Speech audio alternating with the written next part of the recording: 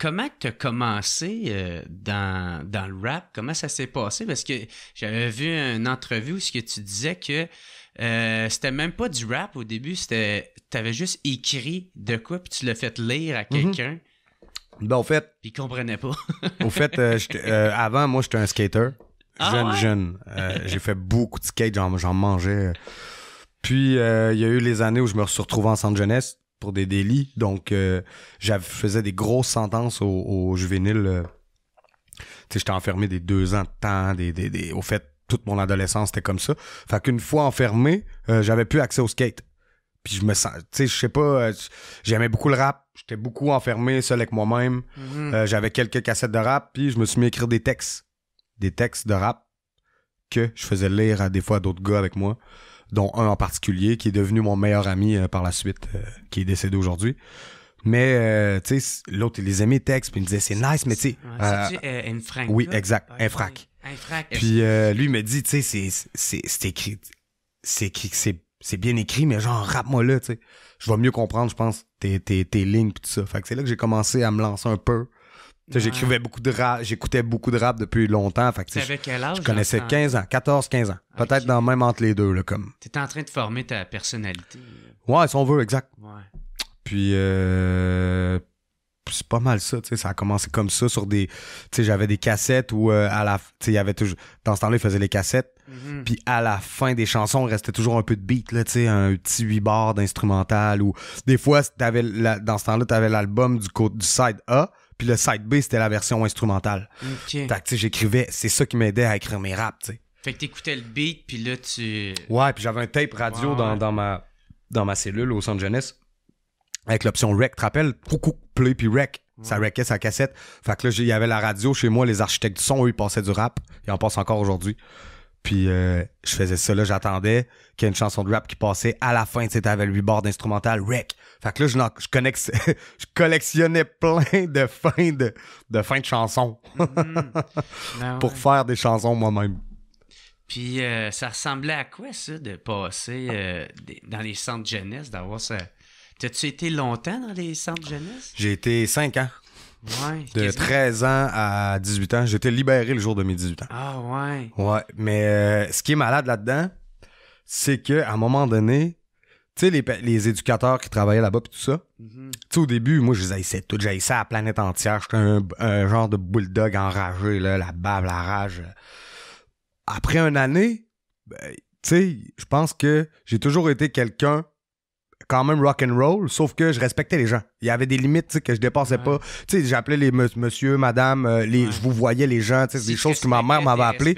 Puis je pense qu'à travers à un moment donné, je me suis rendu compte que ces gens-là, ils m'aimaient bien, genre. Tu sais, j'étais tout le temps là, moi, c'était comme ma deuxième maison, le centre jeunesse. Fait qu'après 1 an ou 2, j'avais des bonnes relations avec eux. Autant qu'avec des éducateurs que quand j'étais arrivé, je détestais parce que, tu sais, ils se mettaient sur mon cas comme ça, mais à un moment donné, je commençais à comprendre, en disant, ah, OK, dans le fond, ils veulent m'aider, eux autres sont cool.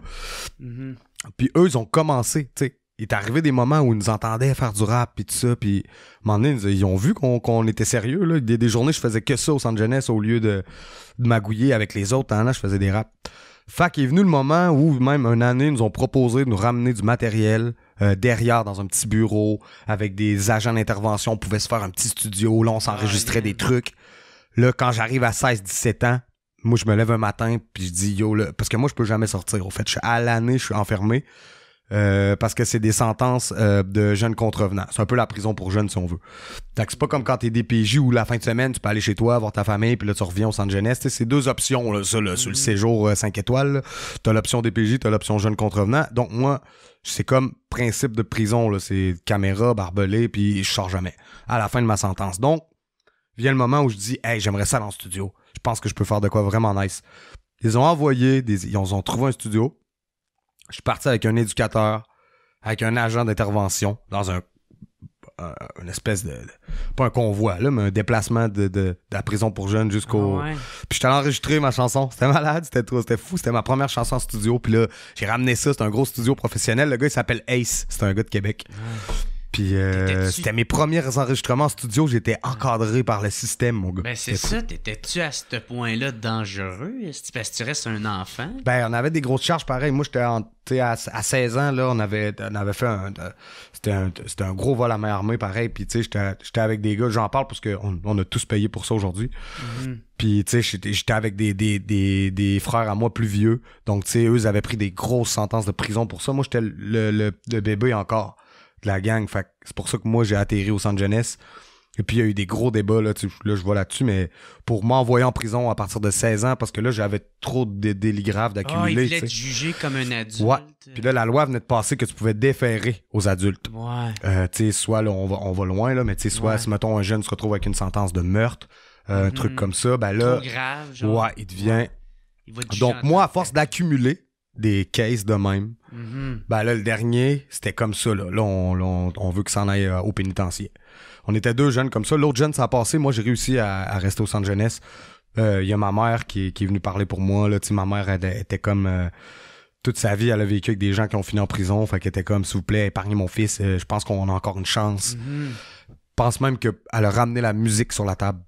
Du fait que j'étais peut-être pas perdu parce que j'aimais la musique. Puis tu sais, à ce moment-là, les gens riaient quand ma mère disait que...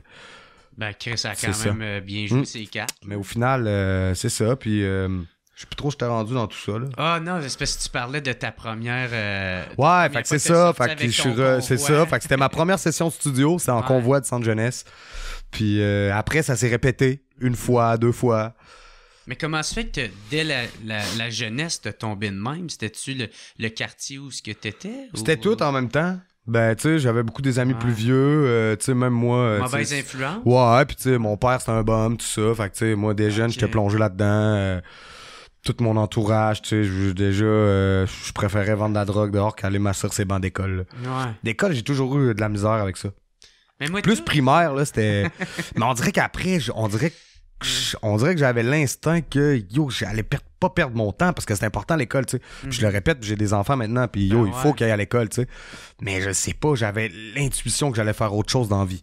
Attends, là, moi, mon rêve, quand j'étais jeune, c'était de devenir, le plus grand voleur de banque. Moi, je voulais devenir le plus grand voleur de banque. Là, je dis au Canada, là, à un moment donné, je me disais au Québec. Puis, tu sais, j'écoutais en rafale des films de vol de banque. Passionné. Ouais, puis j'aimais les gros stratagèmes de vol de banque. Tu sais, sans qu'il y ait de dégâts, puis tout ça. J'ai capoté toujours sur les films. Du mal, ouais, voilà. Tout le temps, mais tu sais, toute forme de génie. Puis, ben, c'est un point que j'ai en commun avec toi parce que, tu sais, je me suis pas rendu aussi loin, par exemple, mais tu sais, moi, je me tenais un peu moussé avec des bombes, j'aimais vendre du weed. L'école, j'aimais pas ça, je skippais toutes mes cours. Ça sort, vas-y, mon homme, vite-toi le cœur. Non, mais je m'en ai jamais caché. Ouais, je comprends. Au contraire, c'est pas que je suis fier de ça, mais je suis quand même content parce que, ça fait la personne de qui je suis aujourd'hui. Puis aujourd'hui, oui, je suis fier de moi. Clairement. Mais ce côté-là, tu sais, moi, je voulais devenir 50 Cent. Là. Moi, là, c'était ça. Là, je le regardais. Ouais. Curtis. Calé, je le trouvais malade. J'étais comme, yeah, free, yeah, mais oui. Si je me prenais pour un thug, mais Colin, tu sais, quand les recherches que j'ai faites avec tout ton parcours, tu pars de vraiment, tu sais, très loin. Tu sais, ça date des centres jeunesse, puis là, plus t'en parles, plus qu'on l'entend, là, fait que ça a quand même... Tu sais, la musique, elle t'a vraiment sauvé. La musique me tient depuis jeune. Des fois, je la lâchais. Les moments où je la lâchais, pas la lâcher, là, mais tu sais, que je me mettais à focusser sur d'autres choses. Ouais, dériver. C'est là que ma vie, elle partait de tous les sens, là, tu sais. Après, même, tu sais, il y a eu des moments où, tu sais, je veux dire, quand je suis sorti de centre d'accueil à 18 ans, là, moi, dans ma tête, c'était comme, là, j'avais la moitié de mon démo de fête, je poursuivais, tu sais, ça allait bien, on m'aidait à me trouver un appartement, tu sais, Fait qu'à 18 ans, t'avais déjà... Le jour de mes 18 ans. T'avais déjà comme quand même entré dans le processus de devenir ouais, moi, c'était juste ça. Puis, tu sais, même au centre jeunesse, quelques jours avant que je parte, ils m'ont fait faire un show. Tu sais, genre, ils croyaient en mon affaire. Puis je recroise des éducateurs qui se sont occupés de moi à l'époque, puis qui viennent dans mes shows, puis qui me disent... même des agents d'intervention, tu sais. Je veux dire, moi, là, j'étais un autre level de jeune. Tu sais, moi, j'essayais de m'évader. C'était hardcore, là. Fait que, tu sais, tous ces gens-là, ils ont vécu des situations ultra dramatiques avec moi. Tu sais, c'est des gens que je revois plus tard, puis que je me dis, man... Qu'est-ce qu'ils disent? T'essayais de m'aider, dans le fond, mais à ce moment-là, tu sais, j'étais comme, ben, il y en a qui en croient pas leurs yeux, il y en a qui... Puis, tu sais, je veux dire, Après, c'est ça, tu sais, j'ai été libéré à 18 ans. Mes amis, ils sont dehors, ils m'attendent, tu sais, j'ai des occasions à cette époque-là, tu sais, mes amis, ils sont pas comme en mode rap, là, ils sont en mode, yo, on a 18 ans, on fait du cash, on est les rois du monde, tu sais. On fait l'affaire. Là, moi, je suis libéré, puis tu sais, j'ai mes sacs dans les mains, puis t'as 2 éducateurs qui me disent, hey, bonne chance dans la vie, mon homme, nan. Puis t'as l'autre à côté qui me dit, hey, on attend tes appels de la prison la semaine prochaine, tu sais. Parce que c'était un peu ça, les gars qui sortaient d'où j'étais, souvent 2-3 jours après, ils étaient déjà en prison, tu sais. C'était comme, yo, c'était. Fait que là, tu sais, il y a eu des moments où je me suis retrouvé, man, tout simplement là, dans la rue, tu sais. Puis même avant, je veux dire, je pars de la rue, mais tu sais, les fois où que je me sauvais du centre jeunesse, ben je passais des 2 mois à dormir dans la rue, tu sais, fait que tu sais, la rue, je la connaissais trop bien, là. Autant les prostituées en bas, des clochards jusqu'aux dealers, jusqu'au, tu sais, la rue, je la connais, tu sais. Ben, Ginette, là, qui est sur le coin de la rue de la salle, là, salut Kevin! Tu comprends? C'était comme, salut Ginette. C'est quoi pour moi, hein, pour toi, Ginette? Tu sais, fait que c'est comme si je sortais les 2 pieds, puis chaque jour, c'était comme un espèce de combat. Tu sais, des fois, j'allais faire des affaires, puis je me disais, ah, yo, tu sais, je vais-tu partir en prison, là, après ça, je pensais juste à la musique, genre, tu sais, je pourrais plus faire de la musique, là, ça va me bloquer pour... Fait que, tu sais, je me ramène... C'est toujours ça qui était mon... Je te ramenais sur le bon chemin. Ouais.